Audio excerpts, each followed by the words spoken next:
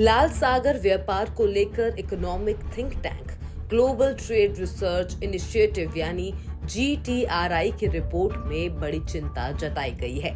इस रिपोर्ट में आशंका जताई गई है कि इस इलाके में लगातार बढ़ते हमलों में रोकथाम होने के आसार नहीं दिख रहे हैं। ऐसे में इसका असर रेड सी व्यापार पर देखा जा रहा है। GTRI ने कहा है कि बढ़ती शिपिंग, बीमा लागत और शिपमेंट में देरी होने से ग्लोबल वैल्यू सप्लाई चेन में ब्रेक लगेगा। लाल सागर संकट की वजह से मार्जिन कम होगा और मौजूदा स्थानों से कई कम मार्जिन वाले प्रोडक्ट्स का एक्सपोर्ट करना नुकसान का सौदा बन जाएगा। रिपोर्ट में कहा गया है कि एशिया, अफ्रीका और यूरोप के देशों को उद्योगों में सबसे ज्यादा ब्रेकर्स का सामना करना पड़ेगा। लाल सागर के जरिए व्यापार में हो रही इस दिक्कत से भारत को मध्य पूर्व, अफ्रीका और यूरोप के साथ व्यापार करने में परेशानी हो रही है। भारत इन जगहों पर कच्चे तेल और LNG का आयात करता है और प्रमुख क्षेत्रों के साथ व्यापार के लिए बाब अल मंदेब जल डमरू मध्य पर बहुत ज्यादा निर्भर है।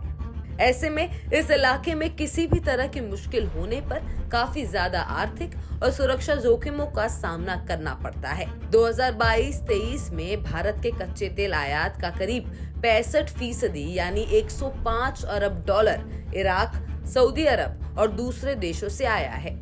यूरोप और उत्तरी अफ्रीका के साथ कुल व्यापारिक व्यापार के लिए लाल सागर की आयात में करीब 50% और निर्यात में 60% यानी कुल मिलाकर 113 अरब डॉलर की हिस्सेदारी होने का अनुमान है। रिपोर्ट में कहा गया है कि लाल सागर में रोजाना हो रहे हमले खत्म न होने से ये संकट 2024 में व्यापार की मात्रा पर बुरा असर डाल सकता है। इस संघर्ष के चलते शिपिंग लागत में 40 से 60% का इजाफा होगा। वहीं रूट बदलने से 20 दिन तक ज्यादा समय लग सकता है, जबकि बीमा प्रीमियम में 15 से 20% तक का इजाफा हो सकता है। लाल सागर संकट बड़े पैमाने पर 19 अक्टूबर 2023 को शुरू हुआ।